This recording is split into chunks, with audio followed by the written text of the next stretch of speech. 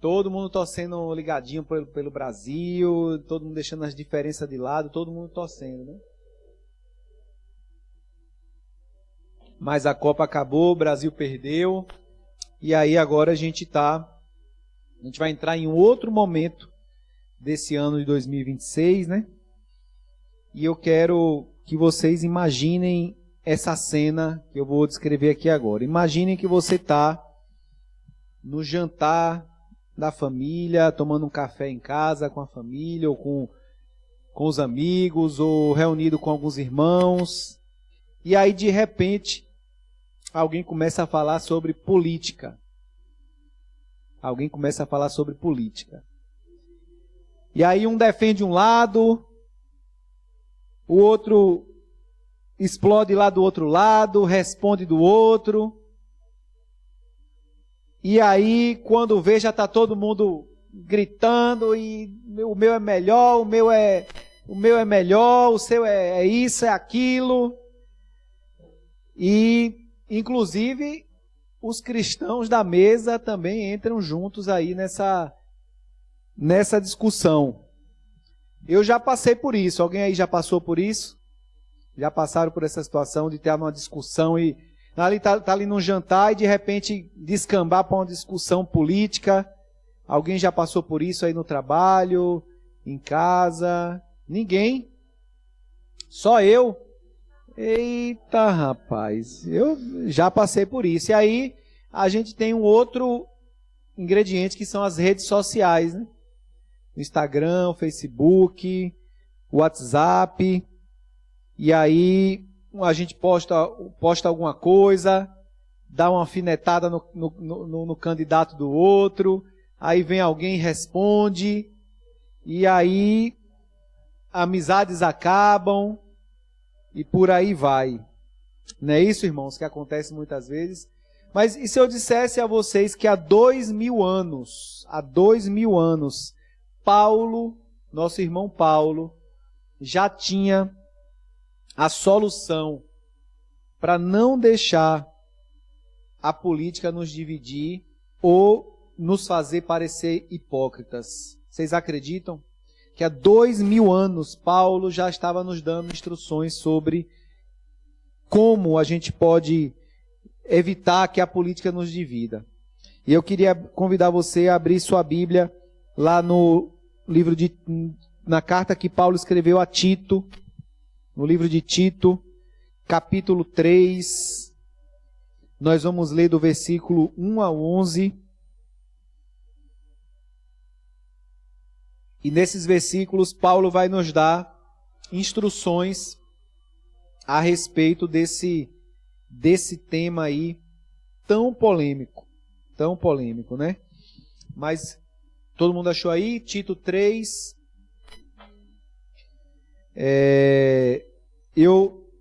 Nós vamos ler do 1 a 11, mas eu quero dar um aviso antes que os 2 primeiros versículos são as orientações do que nós devemos fazer.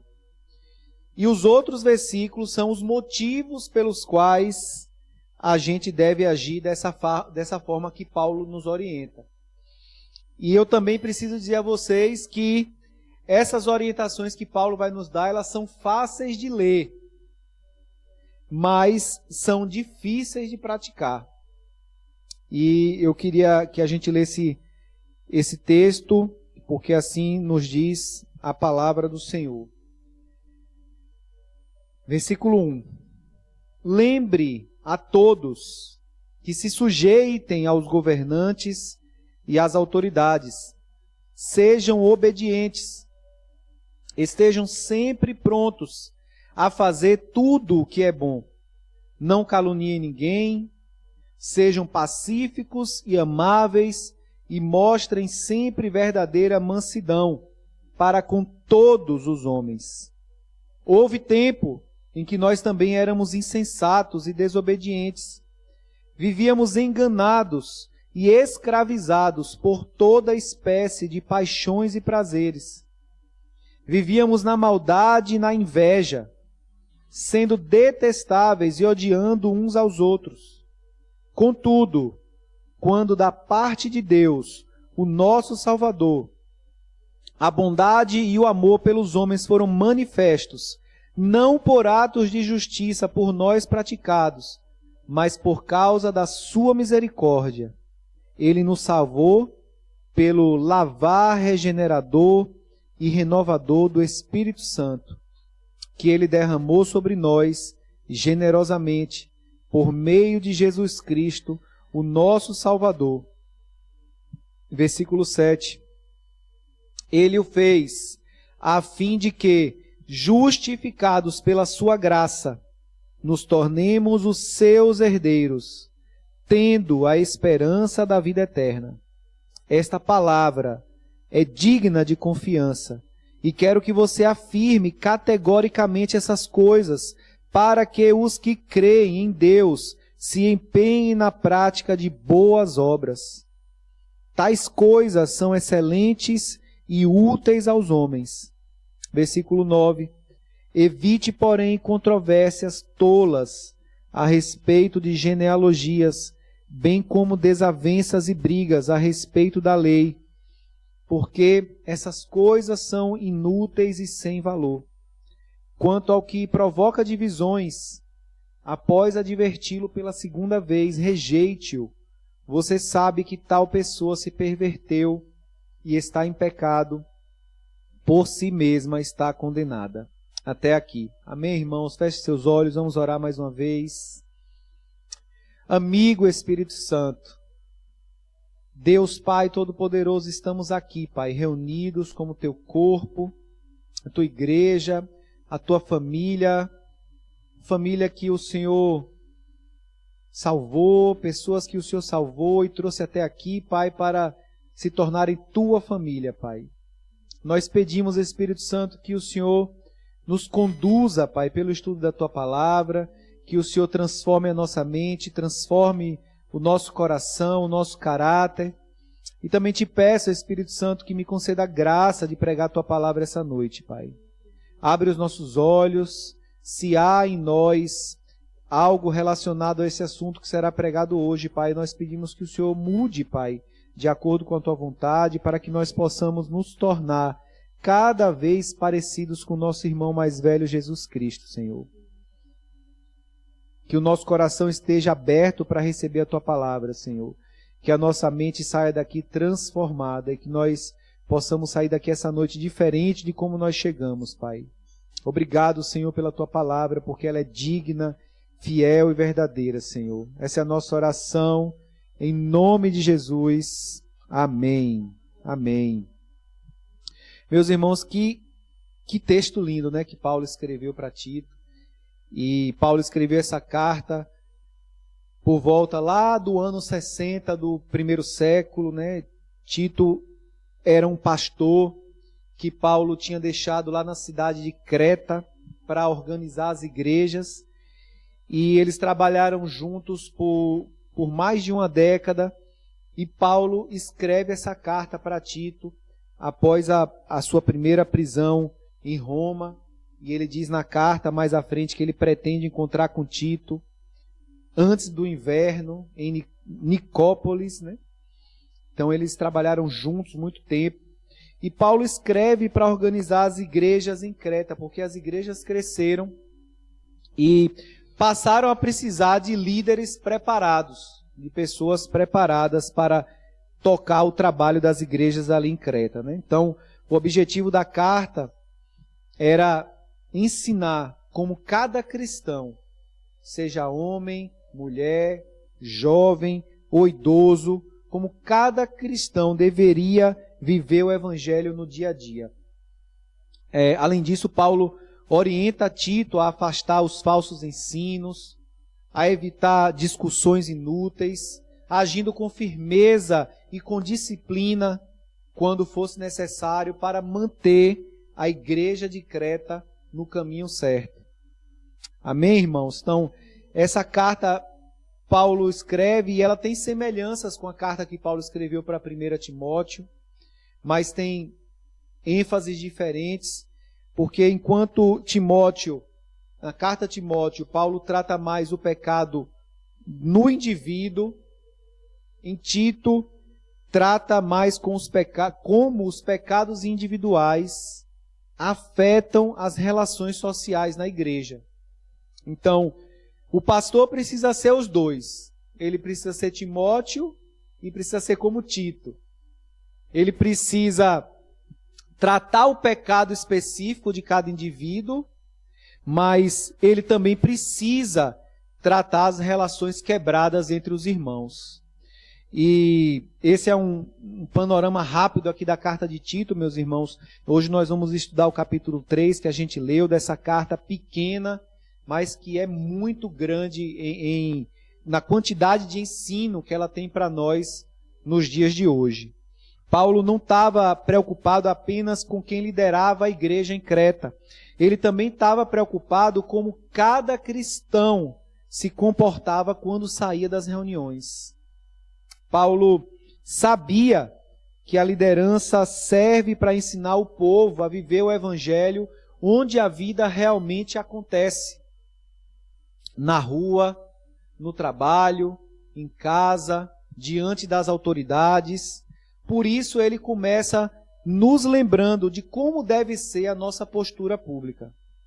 E Paulo começou esse capítulo 3 que a gente leu, orientando que aqueles irmãos deveriam fazer uma lista de coisas. Paulo dá uma lista de coisas e Paulo diz, olha, vocês devem se sujeitar aos governantes e às autoridades, vocês devem ser obedientes, vocês devem estar prontos para fazer tudo o que é bom, vocês não devem caluniar ninguém, vocês devem ser sempre pacíficos, amáveis e mansos para com todos os homens. Então essa foi a lista de orientações que Paulo deu à igreja de Creta. E aí, meus irmãos, a gente olha para essa lista aqui e a gente pensa o quê?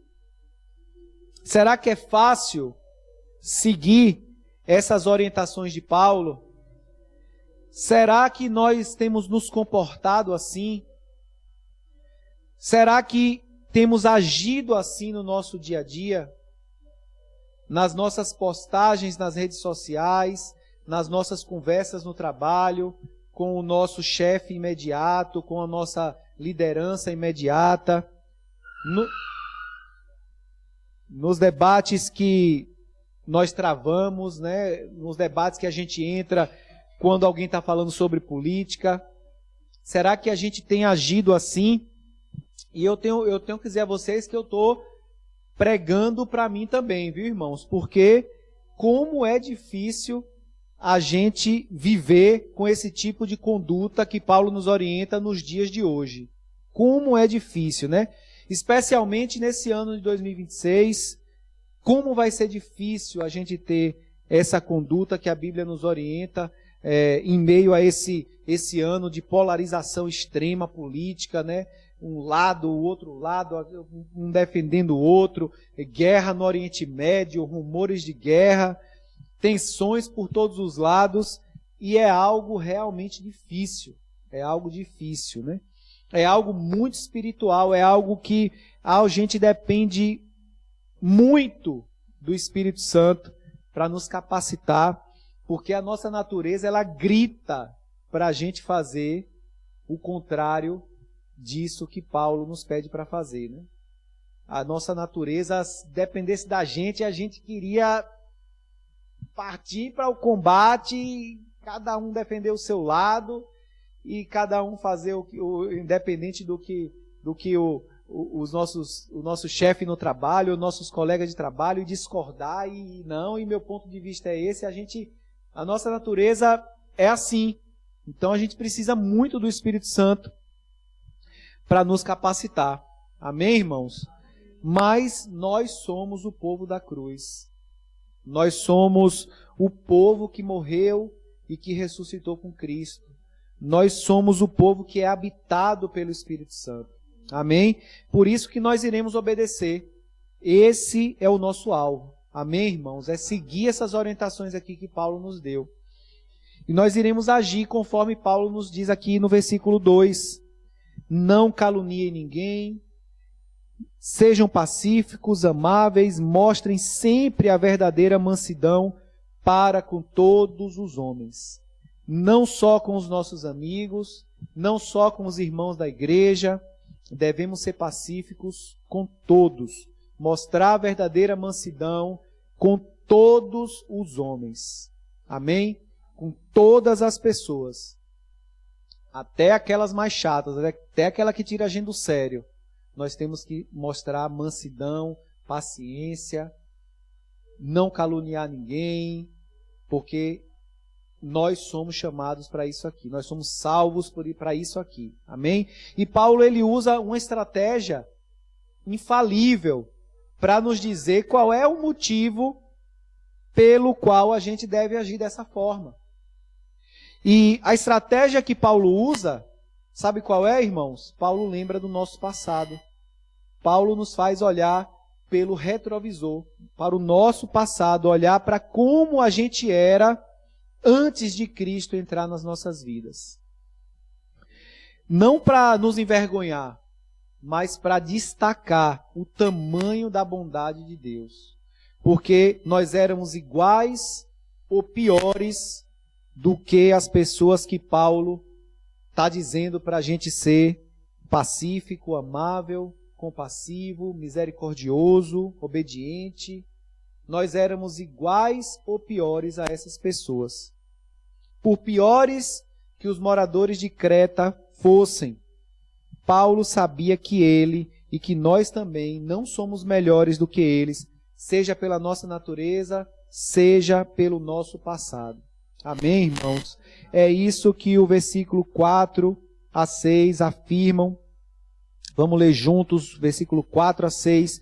Contudo, quando da parte de Deus, o nosso Salvador, a bondade e o amor pelos homens foram manifestos, não por atos de justiça por nós praticados, mas por causa da sua misericórdia, Ele nos salvou pelo lavar regenerador e renovador do Espírito Santo, que Ele derramou sobre nós generosamente, por meio de Jesus Cristo, o nosso Salvador. Aleluia! Glória a Deus!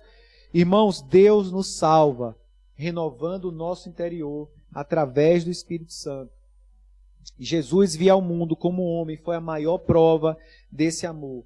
Ele habitou entre nós para nos resgatar. Essa salvação não depende do nosso esforço ou merecimento, mas apenas da misericórdia de Deus. E é o Espírito Santo que transforma o nosso coração, muda a nossa vida. E o batismo é o símbolo dessa nova caminhada que Ele começa em nós. Amém, irmãos? Eu sei que todos creem nisso, mas a gente precisa estar sempre lembrando dessas verdades maravilhosas do Evangelho. E o versículo 6 nos ensina que esse Espírito de Deus é derramado sobre aqueles que passam a crer em Jesus. Essa é a condição para receber o Espírito. Crer em Jesus, o nosso Salvador. Essa palavra, meus irmãos, que Paulo usa aqui para dizer derramar o Espírito, é a mesma palavra que aparece lá em Joel 2:28, quando o profeta Joel diz: depois disso derramarei do meu Espírito sobre todas as pessoas, os seus filhos e as suas filhas profetizarão, os velhos terão sonhos e os jovens terão visões. É a mesma palavra para derramar o Espírito. É a mesma palavra que usa lá em Atos 2, em Pentecostes. Essa palavra aponta para um enchimento transbordante do Espírito Santo de Deus. É como se um Pentecostes acontecesse na vida da pessoa a partir do momento que ela deposita sua fé em Cristo. Amém, irmãos? Glória a Deus. E aí o texto continua, versículo 7. Paulo nos diz o motivo pelo qual Deus manifestou o seu amor. Os motivos pelo qual Cristo morreu em nosso lugar e derramou esse Espírito Santo em nós. E os motivos, meus irmãos, que Paulo nos diz, não são para nos fazer mais poderosos, como os poderosos desse mundo são. Embora muitas vezes Deus possa nos colocar em posições de liderança, de poder, não foi para nos transformar nos dragões de Deus, nem no leão de Deus, não. Deus nos fez ovelhas. Deus nos fez ovelhas. Foi para nos fazer ovelhas, foi para nos tornar mais humildes, para nos tornar mais obedientes. Foi por esse motivo que Deus enviou Jesus, nos salvou e nos encheu com seu Espírito Santo. Foi para nos capacitar a cumprir aquelas orientações que a gente leu Paulo dando à igreja de Creta, lá no início do capítulo 3, para obedecer às autoridades e os governantes. Não importa se esse governante é de esquerda, de direita ou de centro. Foi para que a gente possa estar sempre pronto para fazer boas obras, para demonstrar amor ao próximo. Não importa quem seja esse próximo.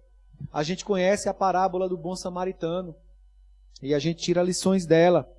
Foi para capacitar a mim e a você, para que a gente seja sempre pacífico, sempre amável, sempre manso para com todas as pessoas. Foi por isso que Deus nos encheu com o Espírito Santo, para que a gente possa cumprir, obedecer essas orientações que a gente recebe do Evangelho.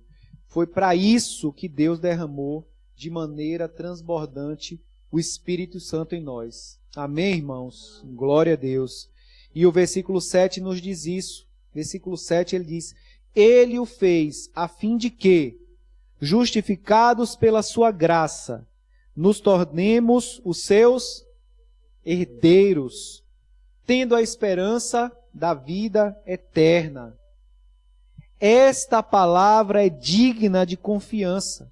E quero que você afirme categoricamente essas coisas, para que os que creem em Deus se empenhem na prática de quê, meus irmãos? De boas obras. Tais coisas são excelentes e úteis aos homens. Então nós fomos cheios do Espírito Santo, meus irmãos, para vivermos como herdeiros de Deus. Nossa esperança na vida eterna. É como se Paulo estivesse dizendo a Tito: olha, Tito, ensine essas coisas. Proclame essa palavra com firmeza. Insista nesses ensinamentos, Tito. Fale com ousadia a respeito dessas coisas, Tito, porque fiel é esta palavra. E aí, Tito, se tivesse diante de Paulo, talvez ele perguntaria a Paulo: mas por que, irmão Paulo? Por que eu devo enfatizar tanto esse ensino?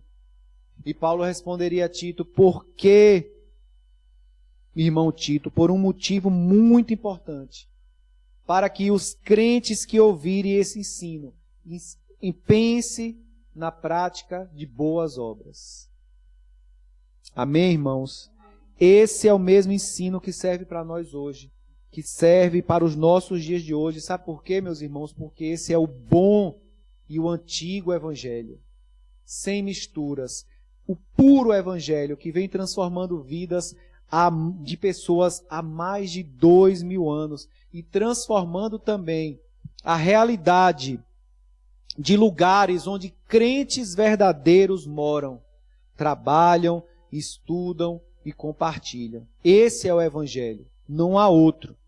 E aí, como se Paulo dizendo: ensine essas coisas, Tito, para que os crentes que vão ler lá em 2026, para aqueles irmãos que vão estar lá na PIB da Caeira em 2026, ano político, Diego, guerra no Oriente Médio, para que eles se empenhem em praticar boas obras, para que eles se sujeitem aos governantes e às autoridades, para que eles sejam amáveis, mansos e pacíficos com todas as pessoas que cruzarem o caminho deles.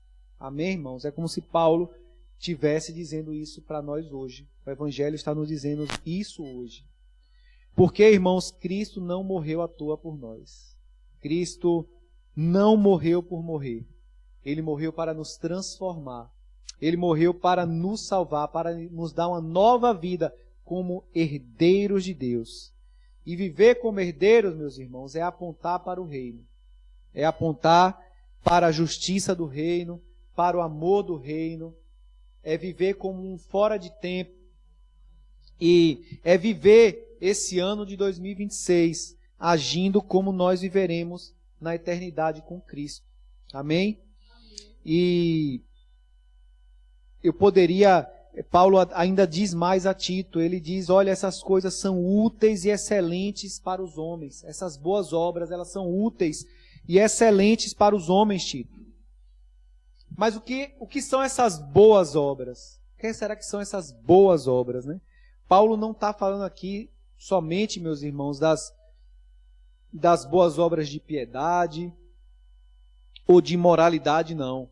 Quando Paulo fala em boa obra, ele está falando da qualidade dessa obra, que é uma qualidade do Evangelho.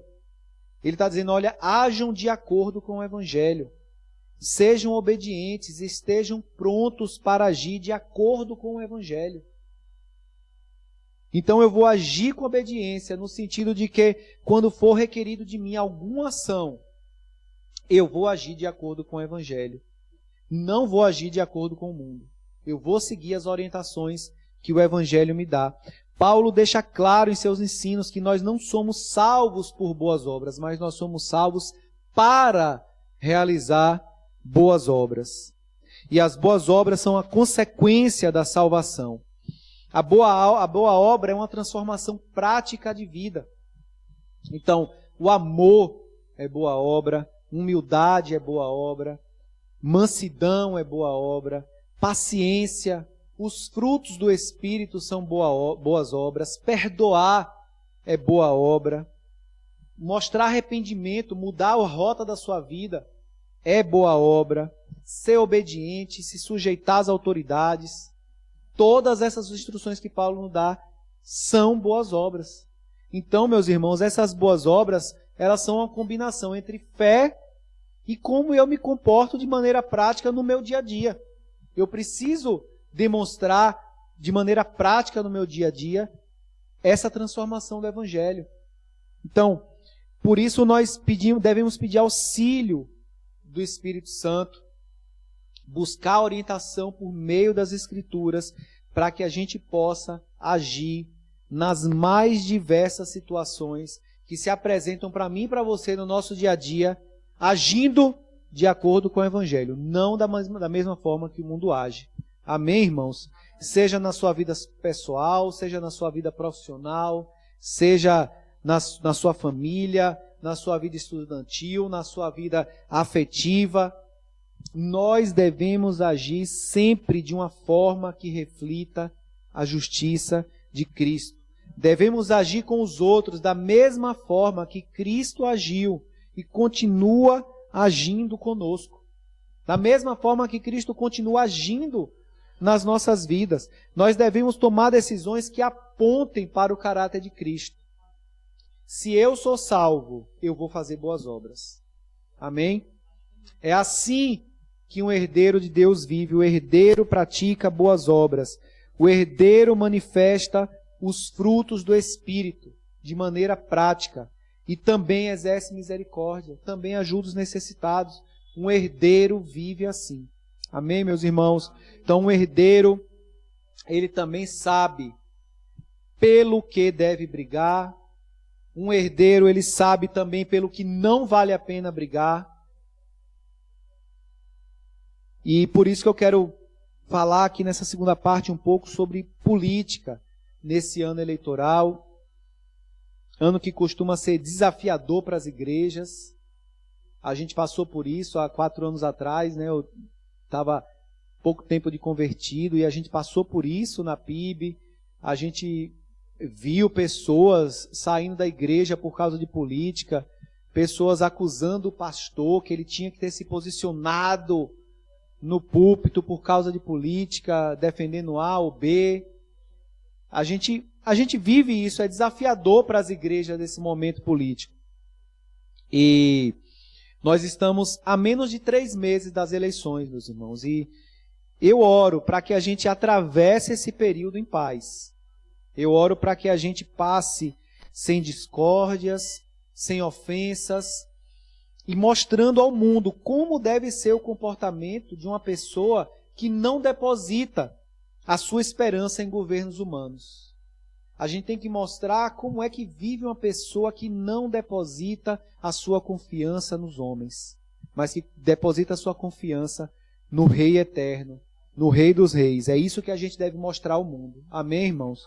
Então, um herdeiro deve saber se comportar nesse terreno da política. Deve ter cuidado com o que fala, deve ter cuidado como fala, e devemos estar preparados para agir de acordo com o Evangelho também nesse campo da política. Eu confesso que é um desafio para mim, porque eu fui vereador 8 anos, a política era um ídolo na minha vida, eu respirava, comia com farinha, como diz o outro, né? Tive lá dentro, eu sei, eu tenho as minhas convicções políticas, eu gosto mais de um lado do que de outro, eu acredito mais num lado do que em outro, mas isso não importa, porque eu sou herdeiro. Amém? E como herdeiros, meus irmãos, nós precisamos estar unidos como corpo do Senhor para que a gente possa agir segundo o Evangelho nesse período eleitoral. Amém? Esse é um problema sério e nós precisamos agir como herdeiros, não como o mundo age. E o problema é tão sério que às vezes não dá nem para diferenciar quem é crente e quem não é no meio de uma discussão política. Às vezes a gente tem até dificuldade de saber quem é que é crente e quem não é o crente ali no meio da discussão, quando começa mais acalorada, né? Mas por que será que Paulo está falando sobre isso? Por que será que Paulo está nos orientando sobre os governantes, sobre como nós devemos nos comportar em relação às autoridades? Porque, meus irmãos, a nossa relação com as pessoas de fora da igreja acaba afetando a nossa relação aqui dentro. E ao prejudicar a nossa relação aqui dentro, isso acaba dando um mau testemunho da igreja para os de fora. Amém? Não é só questão de parecer bonzinho, como ele é bonzinho, ele não entra em discussão política. É mais profundo. Paulo está dizendo assim, se você não sabe lidar com as autoridades, isso é um sinal de que você vai prejudicar a igreja do Senhor internamente. Relações vão ser quebradas. E a gente viu um exemplo claro disso aconteceu na última eleição. Família se dividindo, os grupos do WhatsApp da família ficou um que defende um lado, outro que defende o outro. No seio da igreja, a gente viveu isso também. E isso prejudica as relações internas da igreja. E uma igreja com a relação errada com a política vai ter o seu lado social afetado, as relações sociais vão ser afetadas. Então, praticar boas obras aqui, meus irmãos, praticar boas obras nesse campo é agir com os governantes, como um herdeiro da vida eterna precisa agir. Como alguém salvo pelo Evangelho, que quem age corretamente com as autoridades e com humildade para com todos, está demonstrando que age como herdeiro. Sempre que tratamos de política, de governo ou de questões, nós devemos deixar a guerra sempre no último lugar. A gente deve sempre buscar a paz primeiro. Porque quando o assunto é a estrutura de poder dessa era presente, quando a gente está falando sobre as estruturas de poder do mundo, se a gente começa a brigar muitas vezes é você estar se comparando ao mundo. É você estar vivendo como o mundo vive, é você estar agindo de acordo com o mundo. E o que Paulo está querendo nos dizer é que agir assim prejudica a obra de Deus ao invés de ajudar. Agir dessa forma como o mundo age em relação à política prejudica muito mais a obra de Deus do que ajuda, meus irmãos. Podem ter certeza disso. E o papel do cristão é criar um ambiente de paz, onde o evangelho possa ser pregado. Não é criar um ambiente de guerra desnecessária, não é levantar pontes, não é levantar muros.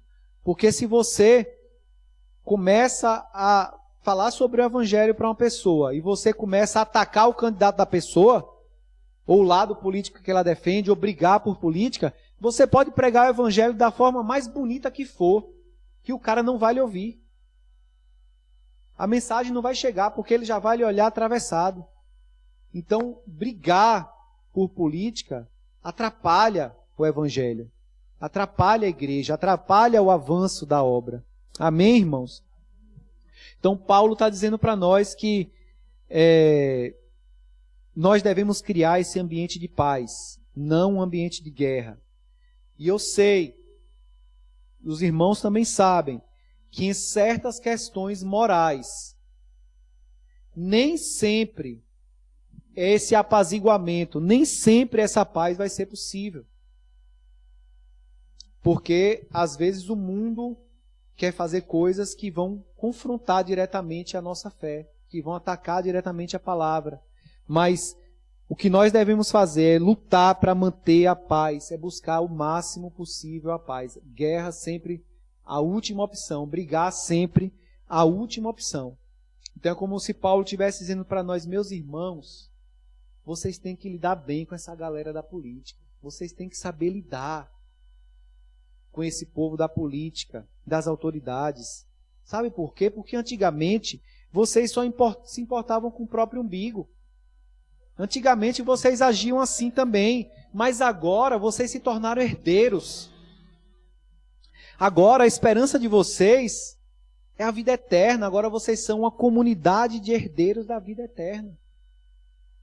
Agora há uma causa muito maior pela qual vocês devem se preocupar. Por isso vocês têm que lidar bem com essa galera da política aí, deixem eles lá. Vamos buscar paz, vamos criar um ambiente onde o evangelho possa ser propagado. Não vamos permitir que dentro da igreja hajam discórdias por causa disso. Amém, irmãos? Então, quando a nossa esperança está toda depositada na política, num governo, em uma pessoa, em uma estrutura de poder desse mundo, nós estamos agindo como quem não é herdeiro. Nós estamos agindo como alguém que não entendeu que tem algo maior pelo qual nós devemos lutar.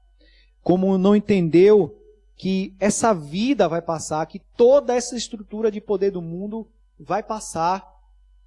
Essas estruturas estão condenadas ao fracasso. Essas estruturas de poder são falidas. Essas estruturas de governo que o homem acha que governa e que decide as coisas do mundo, elas estão falidas, elas vão fracassar. Há algo importante que nós precisamos entender, meus irmãos. Nós precisamos entender que esses governantes e essas autoridades que acham que decidem os destinos do mundo, apesar de tão ruins, mas é uma coisa que a gente precisa saber, porque a palavra nos diz isso, eles não representam uma rebelião contra Deus. Os governantes cumprem os deveres que por Deus lhe foram ordenados, para que os propósitos de Deus se cumpram. Então, às vezes a gente vê aquela foto lá, aqueles presidentes dos países, né? G7, G20, G12, G não sei quanto. E eles se reúnem ali achando que eles estão decidindo o destino do mundo. Mas, na verdade, eles estão ali sem saber, ou alguns até sabem, mas ignoram, cumprindo os propósitos de Deus. Amém? Porque nós cremos na soberania total de Deus. Amém, irmãos? Nós cremos na soberania total de Deus. Então, se nós cremos nisso, nós sabemos que Deus não perdeu o controle da história. Deus, tudo que está acontecendo ao redor do mundo, e também tudo que está acontecendo aqui pertinho de nós, aqui em Jacobina, serve para que os propósitos de Deus se cumpram. Por mais que a gente não entenda, por mais ruins que pareçam, mas todas as coisas servem para que os propósitos de Deus se cumpram. Então, a Bíblia nos diz lá em Romanos 13, Paulo escreve, toda alma esteja sujeita às autoridades superiores, porque não há autoridade que não venha de Deus. E as autoridades que há foram ordenadas por Deus. Então, Isso significa que o poder das autoridades civis vem de Deus. Elas são estabelecidas por Ele para manter a ordem e a justiça. Então, o presidente X ganhou. Para mim é juízo de Deus sobre o meu país. Para outros é graça. Ah, não, o candidato Y ganhou. Vixe, para mim é graça. O outro não, para mim é juízo. Eu acho que esse vai ser ruim. Mas qualquer um dos dois que ganhar, meus irmãos, vai estar cumprindo exatamente ordens e deveres para que os propósitos de Deus se cumpram. Amém? Então, Daniel 2:20 também vai nos dizer: bendito seja o nome de Deus, de eternidade a eternidade, porque dele é a sabedoria e o poder. Versículo 21, é ele quem muda o tempo e as estações, remove reis e estabelece reis. Ele dá sabedoria aos sábios e entendimento aos inteligentes. Então Deus é quem estabelece reis, é quem remove reis, é quem tira presidentes, é quem tira governantes, é quem coloca os que Ele quer. Isaías 8:12, o profeta vai nos dizer também: não chamem conspiração a tudo que esse povo chama conspiração. Não temam aquilo que eles temem, nem se apavorem. Então, quando você olhar para as coisas que estão acontecendo no mundo, lembra desse versículo aqui, Isaías 8:12. Não chamem conspiração a tudo que esse povo chama de conspiração. Não temam aquilo que eles temem, nem se apavorem. O mundo está com medo, meus irmãos, o mundo está apavorado. É nova ordem mundial, é isso, é aquilo, é uma conspiração. Isaías está dizendo, não chamem conspiração aquilo que o mundo chama de conspiração. Não temam aquilo que o mundo teme. Provérbios 29:25 também nos instrui quando diz o seguinte: o temor aos homens gera ciladas, mas quem confia no Senhor está seguro. Glória a Deus. Irmãos, eu oro para que o Espírito Santo nos conceda discernimento, para que a gente analise a situação do mundo, para que a gente assista as notícias que estão acontecendo no mundo, para que a gente analise o cenário da política no nosso país, no nosso estado, na nossa cidade, e que a nossa visão espiritual esteja calibrada em relação a esse tema. Amém, irmãos? Eu tenho a minha preferência política, cada um aqui tem a sua. Como eu falei no início, eu acho que o meu candidato vai ser melhor do que o outro. Talvez você ache que o seu vai ser melhor. Mas independente do resultado das eleições, meus irmãos, eu estou tranquilo. Porque eu descanso na certeza de que nada sai do controle soberano das mãos de Deus. Assim nós devemos viver. Não importa se seu candidato ganhou ou perdeu. Descanse, porque o mundo está no controle soberano das mãos de Deus. Aleluia. E isso, meus irmãos, nos traz confiança, descanso, nos traz paz, porque Deus não perdeu o controle sobre o Brasil, Deus não perdeu o controle sobre a Bahia, Deus não perdeu o controle sobre a nossa cidade, Deus não perdeu o controle sobre nenhuma parte do globo terrestre. Amém? Nós precisamos guardar isso em nosso coração, em nossa mente, porque nós iremos passar por tempos realmente difíceis. Nós estamos vendo a história acontecer diante dos nossos olhos.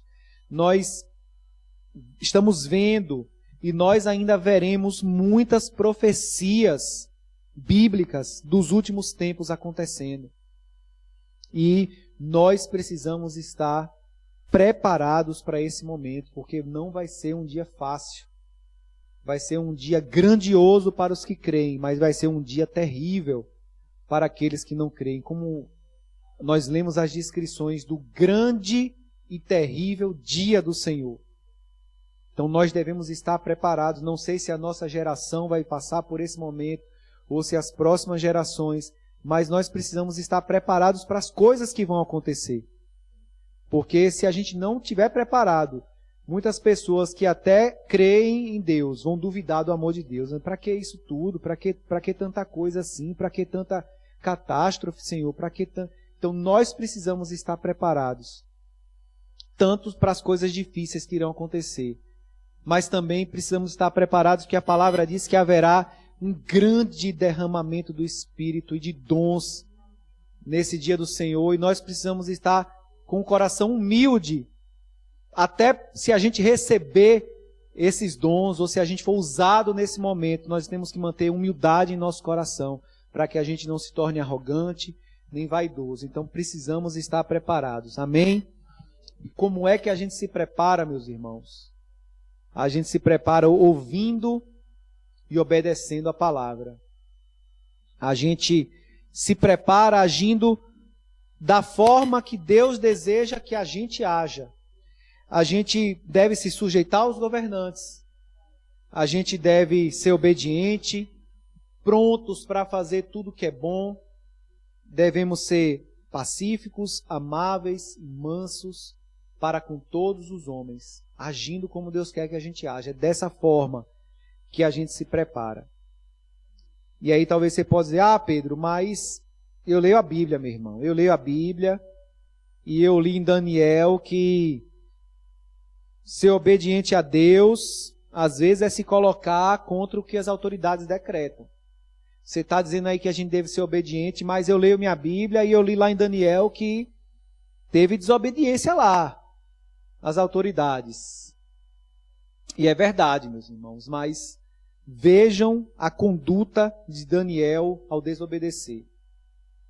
Daniel, ele orou quando ele desobedeceu, ele jejuou quando ele desobedeceu, ele não fez rebeliões, ele não fez levantes, ele aceitou pacificamente as punições impostas pelos governantes a ele. Ele foi para a cova dos leões e ele confiou no Senhor.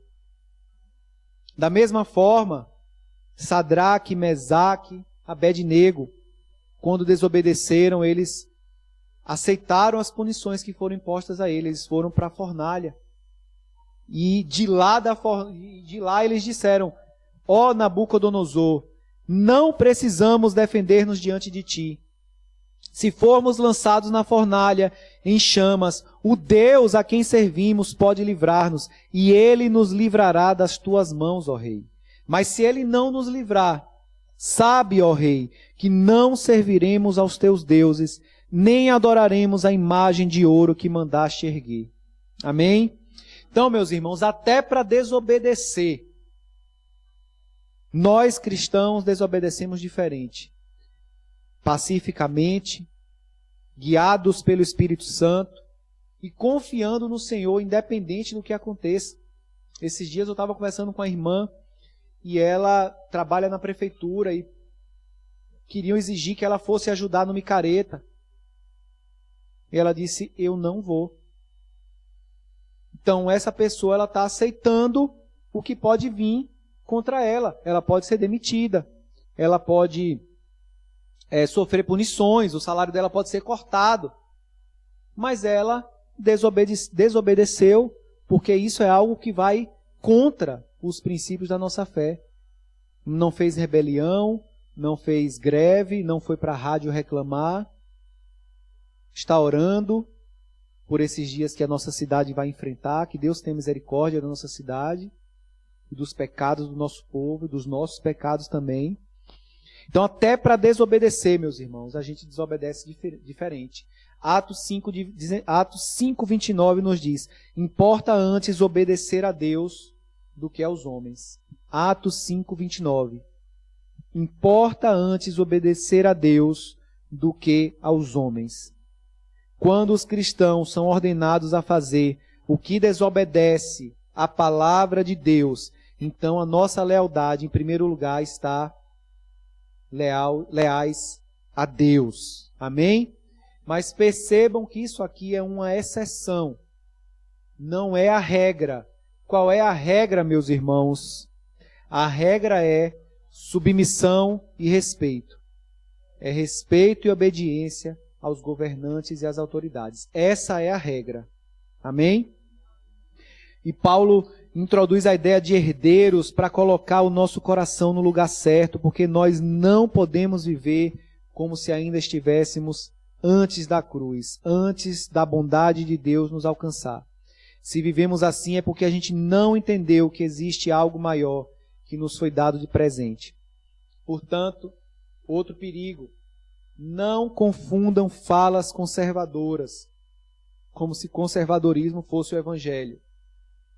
Da mesma forma, também não confundam essa falsa justiça social do mundo, como se essa justiça social do mundo, que é falsa, fosse o evangelho. Porque é isso que os dois lados tentam fazer, confundir a nossa cabeça. E a minha oração é para que a gente seja cristão, porque ser cristão é suficiente. Amém? As divisões que aconteceram foram porque as pessoas misturaram identidades e colocaram outra identidade no mesmo nível da identidade cristã. Isso é perigoso, causa divisões na igreja. Então, o protesto é importante, a denúncia é importante, mas nós não podemos achar que esse é o papel principal da igreja. Amém? O problema está quando tudo gira em torno dessa pauta. Quando isso vira o nosso único assunto, o nosso motor, a nossa gasolina, a nossa única fonte de discussão. É se o candidato A é do capeta, se o candidato B é do Senhor. Quando a gente começa a discutir essas coisas, meus irmãos, é porque a gente está começando a misturar as nossas identidades. E isso é muito perigoso para nós. A nossa relação, como eu falei com esses assuntos, é a relação de alguém que sabe que se tornou herdeiro de algo muito maior. Eu vou discordar quando eu tiver que discordar. Eu vou conversar sobre esse assunto quando eu precisar conversar, mas sem esperar muita coisa. Vamos denunciar quando tiver que denunciar, mas não como alguém que age como se isso fosse tudo que a gente tem para fazer como igreja. Porque não é isso que a gente foi chamado para fazer como igreja. E aí, Paulo vai lidar com essa questão de agir bem, e ele diz: evita, porém, controvérsias tolas a respeito de genealogias, bem como desavenças e brigas a respeito da lei, porque essas coisas são inúteis e sem valor. Quanto ao que provoca divisões, após adverti-lo pela segunda vez, rejeite-o. Você sabe que tal pessoa se perverteu e está em pecado, por si mesmo está condenada. Então, irmãos, como herdeiros, não deixem que política ou divisões dividam o corpo de Cristo. Nem dentro da igreja, nem com os de fora. Não vamos agir como o mundo age nesse ano eleitoral. Vamos focar no Evangelho, vamos focar na paz e vamos focar nas boas obras, que é o que Paulo está nos dizendo que nós somos salvos para fazer. Amém? Eu sei, meus irmãos, que é algo polêmico quando a gente fala sobre política, né? Porque mexe com a nossa paixão, né? Mexe muitas vezes com o nosso... A gente... Até todo mundo tranquilo agora, né? Mas quando chega perto, quando falta ali 20 dias, um mês, 15 dias, começa os debates eleitorais, os cortes dos debates na internet, a gente fica assistindo e compartilhando, e a gente... Então, eu quero lançar aqui um desafio, né, para nós como igreja, um alvo para nós como igreja de Cristo, né? Nem aqui na PIB da Caeira, nem na PIB sede, nem em nenhum lugar que a gente congregue, que a gente tenha amizade, que a gente deixe essa questão da política nos dividir. Mais um ano, né?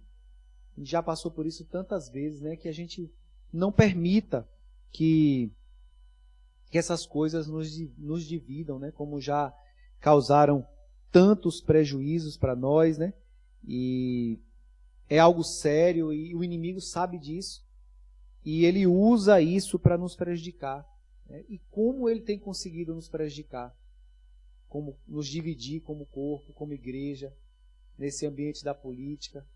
né, do partidarismo, da militância, de achar que o meu lado é mais certo, o meu lado está mais próximo de Deus, o outro lado é do capeta. Como isso tem nos afastado, nos separado quando esse período se aproxima. Ano após ano de eleição tem sido assim. Então eu oro para que a gente consiga atravessar esse período de eleitoral, porque Deus não perdeu o controle sobre a política. O Salmo de número 2, ele diz o seguinte, Salmo 2, ele diz, eu vou ler aqui do 1 ao 4 somente, diz o seguinte: por que as nações pagãs planejam revoltas? Por que os povos fazem planos tão tolos? Os seus reis se preparam, e os seus governantes fazem planos contra Deus, o Senhor, e o rei que ele escolheu. Esses rebeldes dizem: vamos nos livrar do domínio deles. Acabemos com o poder que eles têm sobre nós. E o versículo 4, meus irmãos, diz o seguinte. Não sei como está aí na sua Bíblia, mas na minha diz o seguinte: do seu trono, lá no céu, o Senhor ri e zomba deles. Então, eu não sei como está o seu coração diante desse cenário, mas o coração de Deus diante desse cenário, a gente está lendo aqui como está o coração de Deus. Deus está lá no seu trono, e o versículo 2 diz: aquele que habita nos céus dá risada. O Senhor zomba deles. Então, eu amo esse versículo aqui, eu amo esse texto do versículo 4, porque ele nos diz claramente que Deus não está preocupado. Deus não está preocupado com a fúria das nações pagãs. Deus não se sente ameaçado. Ele olha, meus irmãos, para as nações e para as pessoas se rebelando contra ele. Será que alguém acha que Deus está preocupado com isso lá do alto do seu trono? Será que Deus pensa, olha, não posso nem falar meu Deus, que ele já é Deus, né? Nossa, olha o que as nações estão fazendo, agora eu me preocupei. Não, meus irmãos, não é isso que Deus pensa. Deus debocha das nações. Ele está tranquilo, ele está rindo dessas nações que acham que podem conspirar contra o Senhor. Deus ri e zomba dessas nações que acham que pode extinguir com a ideia de Deus do meio da sociedade. Deus ri dessa situação, meus irmãos, porque Ele está no controle de todas as coisas, amém? Ele estabelece reis, Ele remove os reis, e como eu falei, independente do resultado das eleições, Ele continua no controle. Ele continua rindo, porque Ele está no controle de todas as coisas, amém? Mas não é só riso, não é só rir somente das nações que se rebelam contra ele. Lá no versículo 5 do Salmo 2 diz o seguinte: na sua ira, a seu tempo, lhes fará, e no seu furor os deixará apavorados, dizendo, versículo 6, eu constituí o meu rei sobre o meu santo monte Sião. Sabe por que Deus zomba e ri lá do alto, meus irmãos? Porque Deus já estabeleceu quem é o governante dele. Ele já estabeleceu quem é o rei que vai reinar sobre todas as nações. Deus já estabeleceu quem é aquele que vai reinar sobre Sião, sobre Jerusalém, sobre Israel, e a partir de lá exercer controle sobre todo o mundo. Amém? Glória a Deus. Deus já determinou, meus irmãos, que Jesus vai reinar sobre todo o mundo. Aleluia. E é nessa promessa que nós devemos nos confiar. É em Jesus que nós devemos depositar a nossa confiança, não é em nenhum homem, não é em nenhum governo terreno. Eu fico doente quando eu vejo o povo chamando o povo político de pai, de mãe.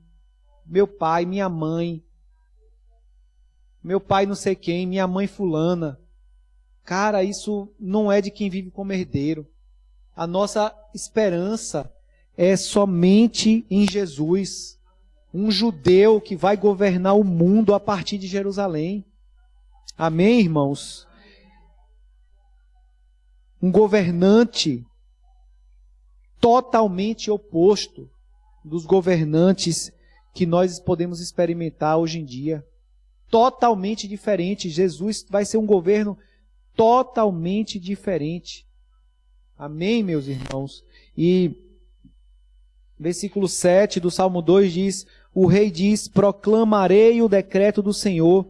Ele me disse, você é meu filho, hoje eu gerei você.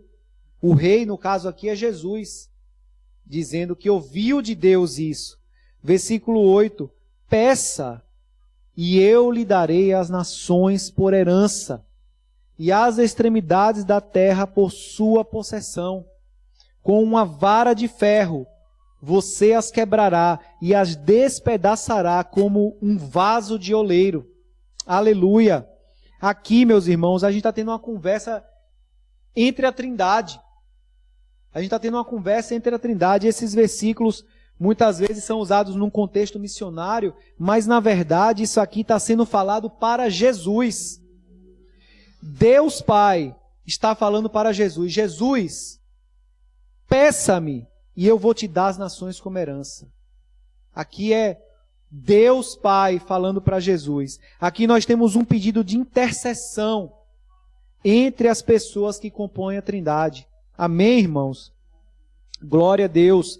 E a gente, no versículo 10 a 12, você pode ler depois desse salmo, uma advertência, Deus fazendo uma advertência aos governantes terrenos. E ele diz o seguinte, lá no versículo 10, já estou caminhando para o final, meus irmãos. Versículo 10, ele diz, agora, pois, ó reis, sejam prudentes, deixem-se advertir, juízes da terra, sirvam o Senhor com temor e alegrem-se nele com tremor. Versículo 12, beijem o filho, para que não se irrite, e não pereçam no caminho, porque em breve se acenderá a sua ira. Bem-aventurados todos os que nele se refugiam. O Senhor está dizendo aqui, governantes da terra, o tempo de vocês está chegando ao fim. Governantes da terra, vocês estão governando as nações por enquanto. Porque eu estou voltando e eu estabelecerei o meu reino sobre todas as nações. Deus está dizendo que ele já escolheu o rei dele, Jesus Cristo. E ele diz, por isso governem com justiça, governem com retidão, porque eu estou voltando e eu vou julgar cada uma das nações com justiça. É isso que Deus está dizendo aqui aos governantes da terra.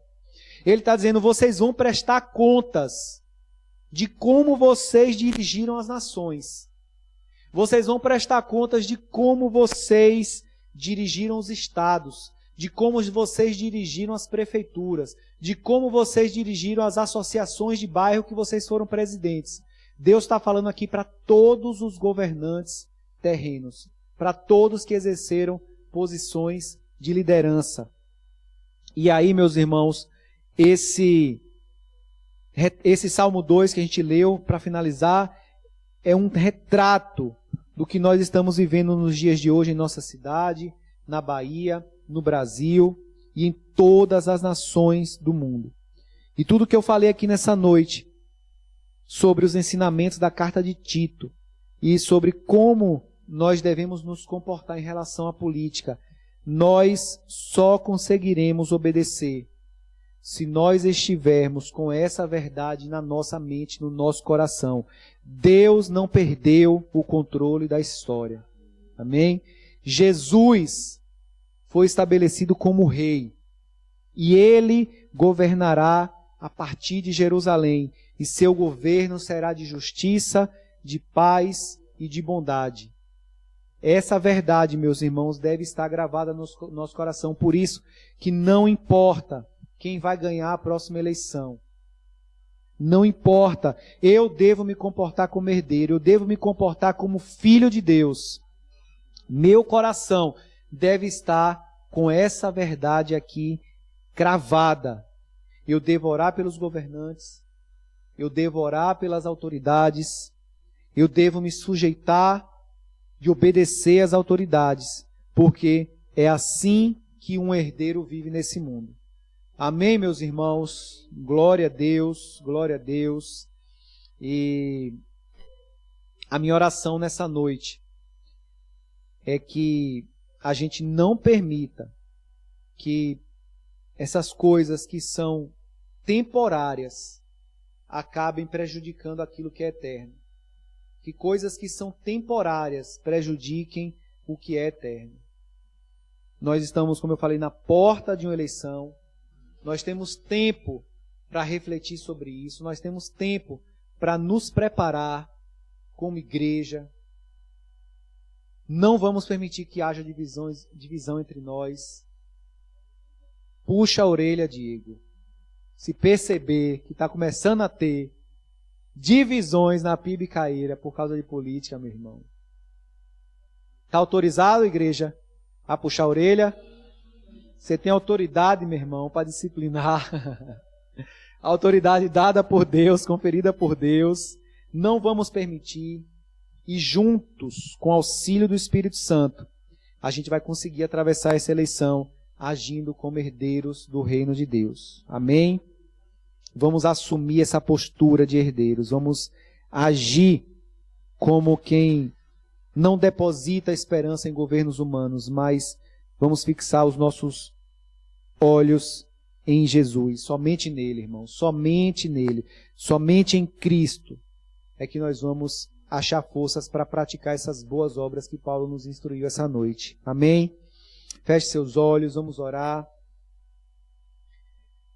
Senhor, nosso Deus e Pai eterno, nos colocamos diante de Ti, Senhor, como igreja, Pai, como corpo de Cristo, como família do Senhor. Nós estamos aqui, Pai, para suplicar ao Senhor, para suplicar a Ti, Pai, que nos conceda, Pai, forças vinda do alto, ajuda vinda do alto, Senhor. Ajuda do Espírito Santo, do nosso amigo Espírito Santo, que está em nós, que habita em nós, para que Ele nos fortaleça, Pai, para estarmos cada vez mais unidos, Senhor, para praticarmos, Pai, as boas obras que nós aprendemos aqui nessa noite, Pai. Coloca, Senhor, a nossa esperança, Pai, somente no Senhor dos Senhores, Pai. Que a nossa esperança, Pai, esteja somente em Jesus Cristo de Nazaré, o Rei dos Reis, Pai. Livra-nos, Senhor, de depositar a nossa esperança em governos humanos, em governos terrestres, em homens que são falhos, que mentem, que manipulam, que caluniam, Senhor. Que o nosso coração não esteja, Pai, confiante nesses governos terrenos, mas que o nosso coração esteja firmado somente no Rei dos Reis, Pai, no Senhor dos Senhores, no Rei dos Exércitos, Pai. Calibra, Pai, a nossa visão espiritual, Senhor. Nos concede, Pai, discernimento espiritual, Pai, para que nós possamos analisar, Senhor, os cenários políticos que se colocam diante de nós, Pai, para que nós possamos Te obedecer, Senhor, para que nós possamos agir da maneira que o Senhor deseja que a gente haja, como herdeiros, como filhos, que a nossa esperança esteja somente na vida eterna, Pai. Senhor, nos dá domínio próprio, nos dá mansidão, nos dá paciência, nos dá paz, Senhor. Guarda a nossa boca, Senhor. Nós possamos controlar a nossa língua, que nós possamos controlar a maneira como a gente fala e como a gente fala, Senhor. Livra-nos, Senhor, de difamar as pessoas, livra-nos de caluniar pessoas, de ridicularizar pessoas ou de espalhar boatos, de iniciar brigas, Senhor, por coisas que são temporárias, Senhor. Que essas coisas temporárias não estraguem aquilo que é eterno, Pai. Ô, Senhor, nos concede sabedoria, Pai, para que a gente possa discernir pelo que vale a pena brigar, Senhor, e pelo que não vale a pena brigar, Senhor. Nos ajuda, Pai, a colocar o Evangelho no centro, porque nenhuma ideologia humana, Senhor, se compara ao Teu Evangelho, Pai. Nenhuma mente humana, Senhor, seria capaz de ter pensado no Teu Evangelho, no Evangelho de Jesus Cristo, Pai. Não deixa, Senhor, que o mundo edite a agenda da Tua igreja, Senhor. Não deixa que o mundo nos diga como nós devemos agir como igreja, Senhor. Como corpo de Cristo, Pai. Guarda, Pai, a unidade dessa comunidade, Senhor. Guarda, Senhor, os irmãos daqui da Caeira, da PIB Caeira. Mantém eles unidos, Senhor, porque o Senhor disse que se nós estivéssemos unidos, o mundo irá crer em Ti, Pai. O Senhor nos pediu que nós fôssemos um, assim como o Senhor é um com o Pai, Jesus. Cura, Pai, relações, restaura relações, Pai, que porventura estejam quebradas nesse lugar, Senhor. Cura feridas, Senhor, traz perdão. Une, Pai, o Teu corpo ainda mais, Senhor. Não deixa, Pai, que discussões tolas aconteçam, não deixa que debates políticos estraguem a unidade do Teu corpo, Senhor. E nos ajuda, Pai, a caminhar em santidade nesse terreno tão perigoso da política, Senhor. Abençoa, Pai, Diego e Jéssica que estão à frente desse trabalho. Dá sabedoria para eles, Pai, passarem por esse período também, Senhor. E que nós possamos dar bom testemunho, Pai. Nós precisamos da ajuda do Teu Espírito Santo. Nós precisamos de um enchimento transbordante do Teu Espírito Santo, Senhor, para nos capacitar a fazer as boas obras que o Senhor deseja que a gente faça, Senhor. Obrigado, Pai. Obrigado pela vida de cada irmão. Obrigado pela família que o Senhor nos concedeu, Pai. Abençoa cada lar, cada família aqui representada, Senhor. Que nunca falte o que comer, que nunca falte o que vestir, Senhor. Cura, Senhor, as feridas do corpo, as enfermidades. Cura, Senhor, ansiedade, depressão, as feridas da alma, Senhor, que porventura alguém ou algum familiar aqui esteja passando, Senhor. Que eles sintam nesse momento a presença, o toque do Teu Espírito Santo, o curador, Senhor. Cura, Pai, porque o Senhor continua curando nos dias de hoje, o Senhor curou e o Senhor é o mesmo de antes, de hoje, e sempre será um Deus que opera curas, Pai, curas do corpo e curas da alma, Senhor. Por isso libera a cura nessa noite, Senhor, sobre as famílias aqui da PIB Caeira, Pai. Restaura a saúde, Senhor, física e emocional, Senhor, e nos capacita, Pai, para andarmos unidos como corpo, como Tua família, Senhor. Esse é o Teu desejo, Pai. Nós queremos andar no centro da Tua vontade, Senhor. Essa é a minha oração nessa noite, Pai, e eu oro no nome irrecusável de Jesus Cristo de Nazaré. Amém, amém, amém.